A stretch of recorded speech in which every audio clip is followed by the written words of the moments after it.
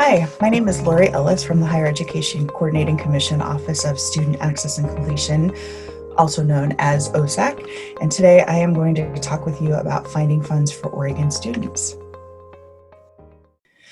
Our key topics today, we're going to touch base on the FAFSA and the ORSA, a little bit about our grant programs, the OSAC student portal, and scholarship applications. A little bit about types of financial aid. These types of financial aid do not need repayment at all. So those are grants. So think about the Oregon Opportunity Grant. Think about the Pell Grant. So these are government funded, state or federal, and they're primarily going to be based on need. So how much your family is expected to pay for your education. The expected family contribution, also known as EFC. There are scholarships. There are privately funded scholarships, need-based or merit-based. And then work study, which is also typically need-based. If you didn't know, work study is usually based on campus, but you can also often find an organization that will support you in work study so that you can work in an organization. Let's say you're interested in graphic design. You could contact a graphic design organization and see if they would be interested in doing some work study with you. Other types of financial aid, these must be repaid back. So these are basically loans. So federal loans are coordinated by your college financial aid office, and you must fill out the FAFSA to apply for these loans. And then private loans are administered through a bank or a credit union, so different loan application. Difference between federal loans and private loans. Federal loans often have a lower interest rate than private loans. With federal loans, you're going to have a 6-month grace period. You may not have that with a private loan. So when you graduate from school, you may have 6 months to be able to get a job, to be able to start paying those loans back, and private loans may require that you do that right away. There are also a lot of repayment options with federal loans that you may also not get with private loans. So neither one is a bad thing. Just know what you're signing and know what the terms of the loans are before signing and accepting any of the funding. The FAFSA is the free application for federal student aid, and it's used to determine that EFC, like we talked about earlier, that expected family contribution, which is what the family is expected to pay towards the student's education. It's a requirement for federal and state financial aid and most scholarships. So all students should complete the FAFSA if they're thinking about attending any type of post-secondary institution. And the FAFSA opens on October 1st, and you can see the website there, fafsa.gov. So it's open in just a few days, so students can get started on that and apply as soon as possible to be eligible for some aid. The ORSA is our Oregon Student Aid application, and it is the FAFSA alternative for DACA and undocumented Oregon residents. It also opens on October 1st, and you can access the application through our website at oregonstudentaid.gov. One of the grants, so earlier we talked about grants that don't need to be paid back. The Oregon Opportunity Grant is Oregon's largest state funding need-based grant. In 2021, that max award, and again, that's based on the expected family contribution. For a 2-year school, it was $2,778, and then for a 4-year school, it was $3,600. All you need to do for that, all students need to do is either submit the FAFSA or the ORSA to be considered for this grant. Students must be enrolled in fall term, at least part-time, to retain funds for the entire year. And students, first-year students that receive this grant funding are eligible, guaranteed for a second year.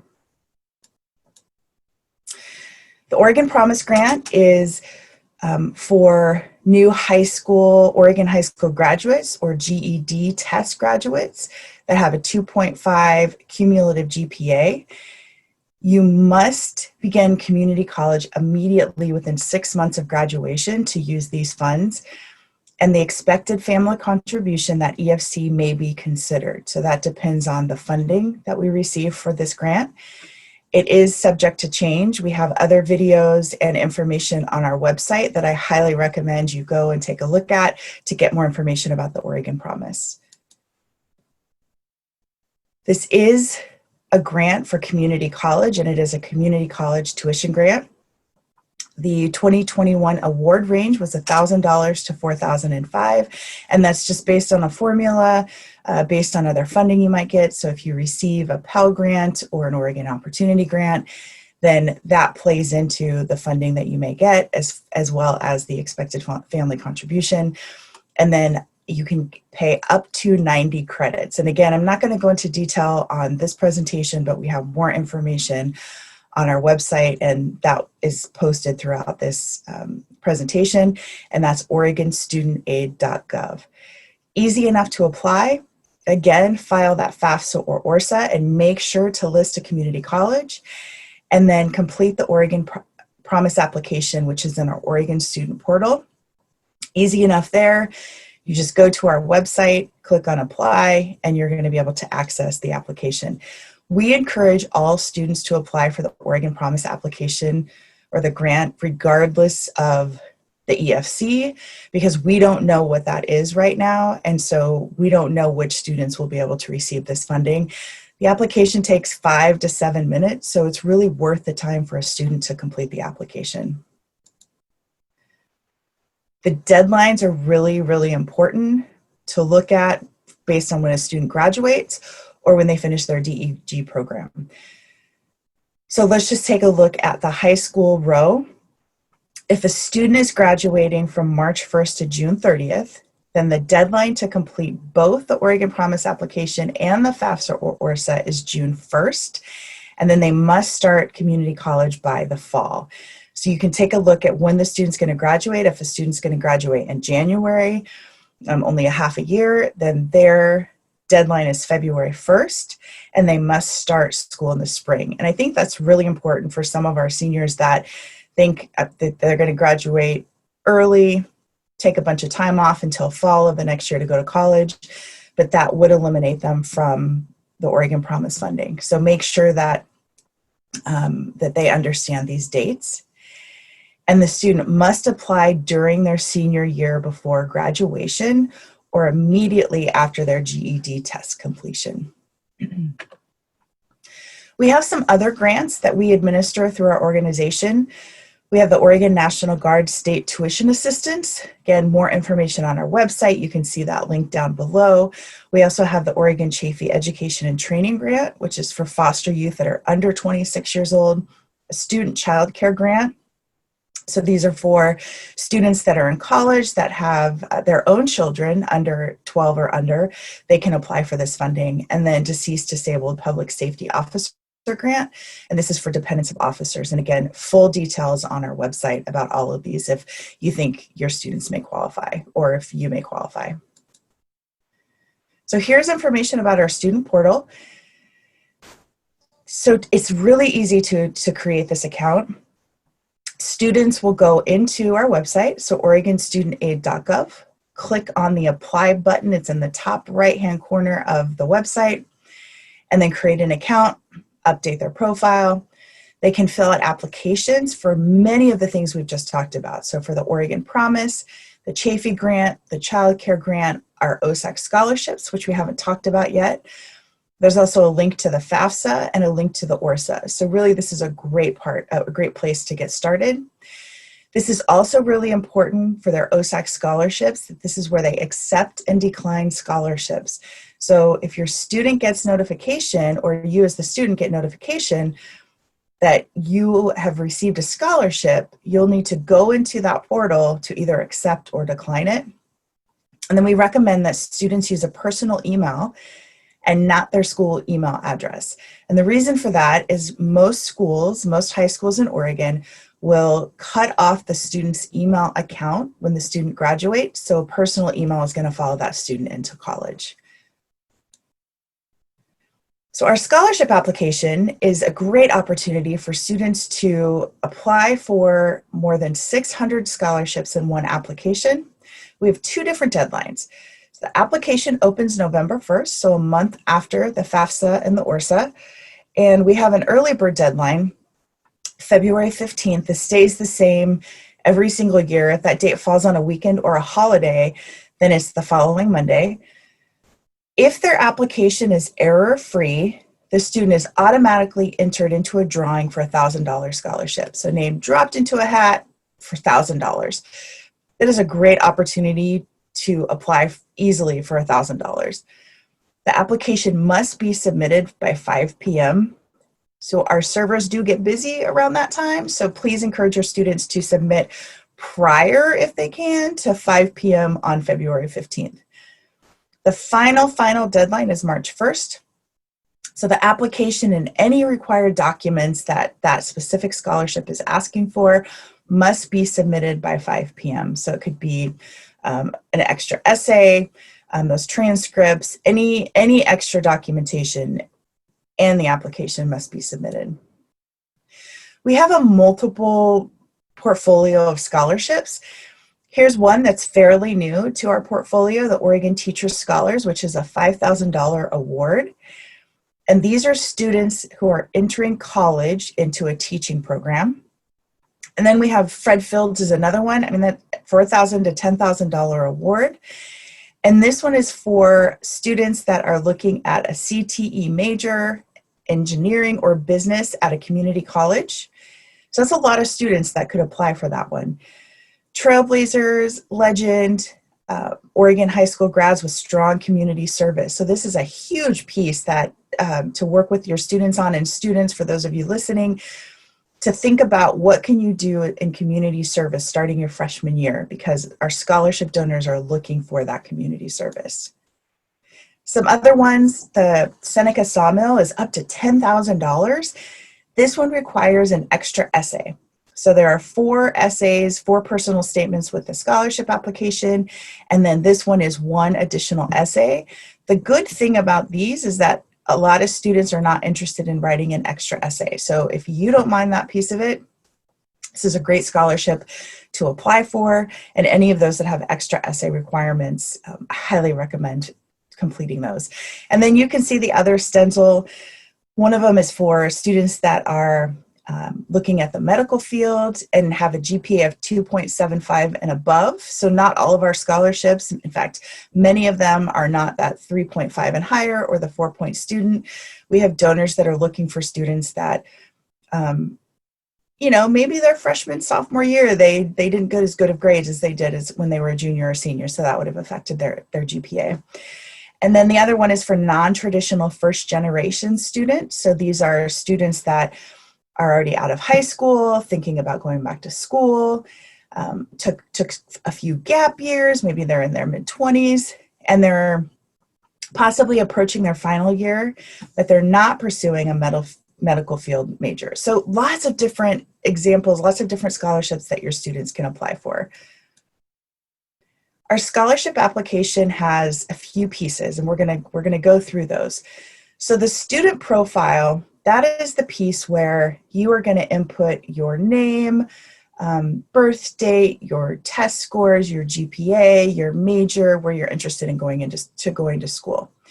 So that's one piece of the application that the people reviewing your scholarship are going to take a look at. Then there are personal statements, 4 personal statements, and we will talk about those in just a second. There are transcripts. So transcripts are really important to make sure you're getting the right one submitted. The best thing to do is to connect with the registrar, or if you have an Aspire mentor, to connect with them, because they're going to know exactly what transcript you need. And in the application are very clear notes and instructions on which transcript to submit. There's an activities chart, which we'll go into detail, and then there are those other documents and essays that I've talked about.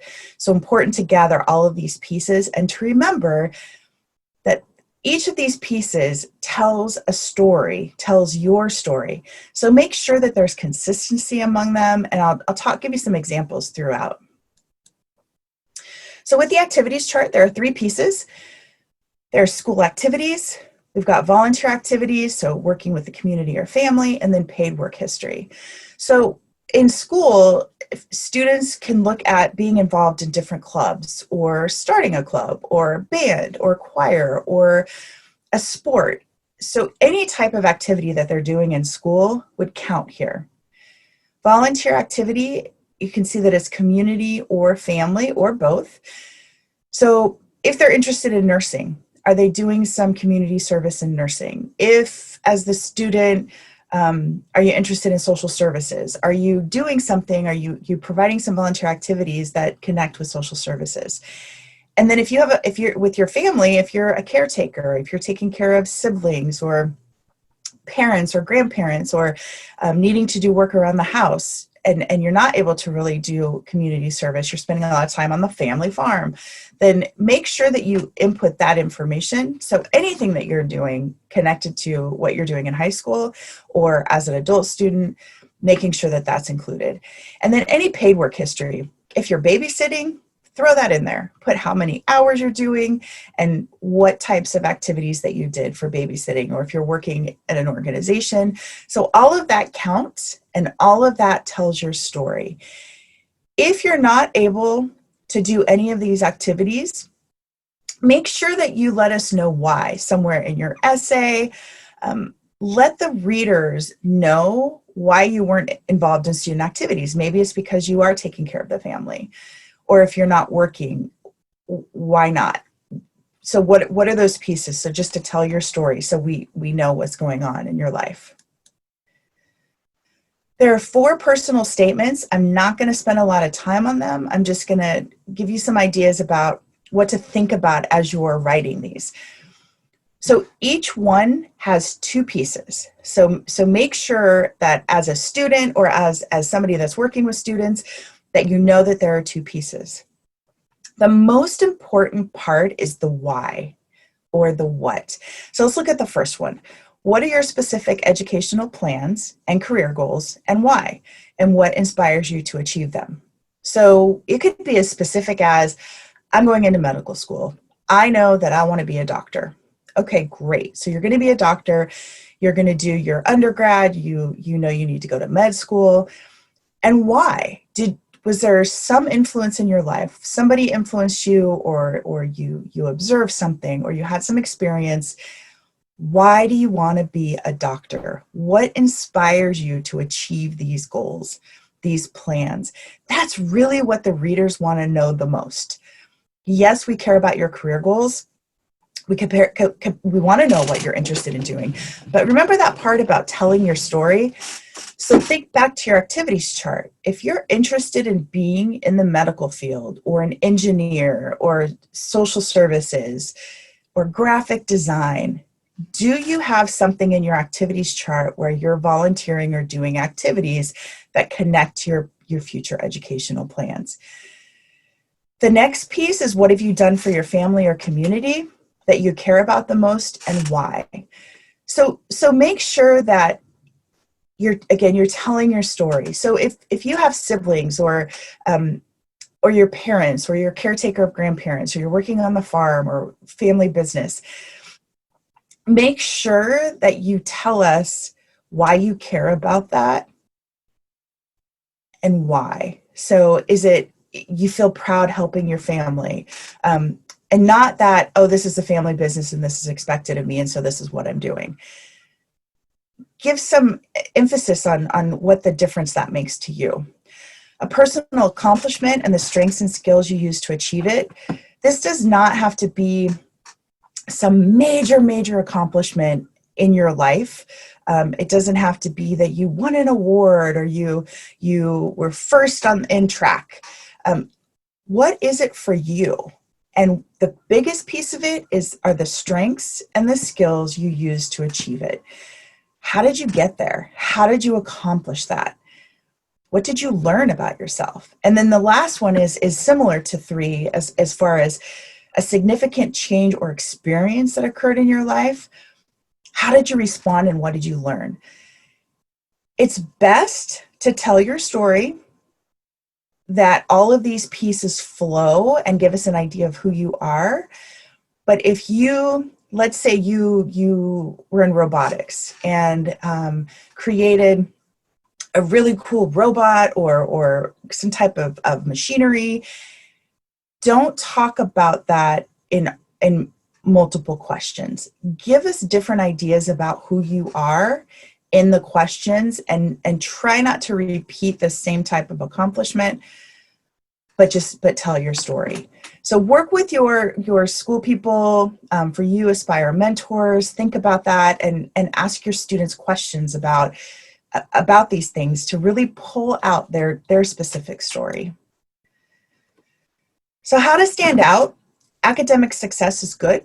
That doesn't mean you have to be a 4-point student, just like we talked about. We have scholarships for 2.5, but make sure you're thinking about the classes that you're taking. So what classes are being taken as a freshman, as a sophomore, as a junior, a senior? Is there a progression there?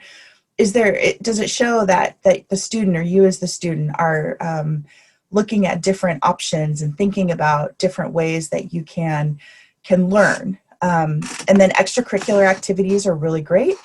And it could be the chess club, it could be a sport, it could be band, choir, any type of extracurricular activity that you're doing, whether it's in school or out of school. And then your unique strengths, skills, accomplishments, passions. What do you do? What makes you click? What clicks with you and gets you excited? What makes you different from other people? And again, we're not looking for, that 4.0 student that's the captain of the football team or the of cheerleaders. It's who you are. And there's some amazing stories that we have read about students that we wouldn't have even thought about. And so students are doing some amazing things. So again, as a student, talk to your family, talk to your friends, talk to your folks at the school, and those of you that are mentors, really talk to your students about this to pull that out, to be able to share that in the application. When a student is writing their personal essay, whether for college, whether for scholarships, think about the audience. So an educator mindset. Think about, these might be retired teachers that are reading this. I know for our scholarship review committees, we have some professors who've retired. We have maybe some of your school teachers that are reading them. Make sure to answer the whole question. We talked about that. There are 2 parts in ours to each question. But when you're looking at college essays or other scholarship applications, make sure you're looking at that question and think about what's the most important part. What are they getting at? They're not going to get your slang or humor. I was working with a student who was using some words that I wasn't really familiar with. I'm graduated quite a few years ago, and then he made some jokes, and so we had a conversation about that. And when you're looking at somebody, you can read their nonverbal communication as well as hear what they're saying. When you're writing, you don't have that nonverbal communication. And even sometimes when I'm giving this presentation, I say something funny and nobody laughs. Or I don't say something funny and people laugh. I just go along with it. But when you're writing, you don't know how people are reacting to that. And then avoid repeating application information.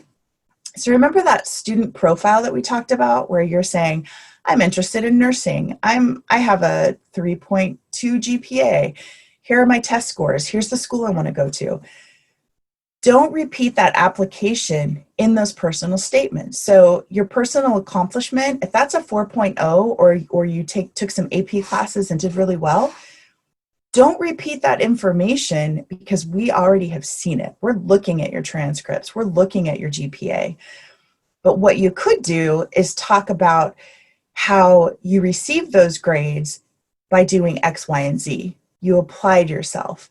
You were organized, you made good deadlines for yourself, your study habits, things like that, and what you learned from that. Think about, you're headed into college, so what is your story to let the readers know and the donors know that they should fund you? They should fund you to help you go to school. And proofread, get feedback. Nothing makes me more sad than when I'm reading a personal statement that I can't understand the answer, or it's a 2-sentence answer and it should be much longer. So work with somebody, proofread, and get feedback to make sure that you are telling your story and you're using the limited amount of words that you can write to be succinct and clear and let the reader know, this is who I am. So keep applying. There are a lot of scholarships out there. So first, check with your school's career center. They are going to have scholarships, local scholarships to help you. There are in your college. So let's say you are going to a four-year university, you're interested in English. So in addition to looking at the financial aid office and applying for those, also go to the English department to ask them, are there any scholarships through the English department? At a community college, they often have a foundation connected to the school. So again, check out the financial aid office, but then also check to see if there's a foundation connected to the community college that has scholarships. Lots of local organizations. One community a few years ago, they had Rotary scholarships and no student applied, so they weren't able to award any money. So talk to your counselors, your Aspire mentor, go to the Career Center and talk with them about what are some local organizations in our community that might have scholarships that I can apply for. And do your own research. Look up service organizations. Find out if your parents or guardians work for an organization that may have scholarships. There are some national scholarships. These are going to be a lot more competitive. But there's some creative ones out there, like make a wedding dress out of toilet paper and take a picture. So there are some national. So if you're really serious about getting scholarships and applying for them, do some national searches. If your school has CIS, there's the website there. You can also, many of our libraries in Oregon have this. You can go and they have a huge list of scholarships to apply for. The College Board and Federal Student Aid also have a list of scholarships that you can apply for. So there's money out there. Just start applying, putting your applications in. So the first steps: file your FAFSA ORSA. Opens on October 1st. As of today, it is the last week of September, so it is just a few days away to apply for the FAFSA. Create your student portal profile. You can go in and do that now.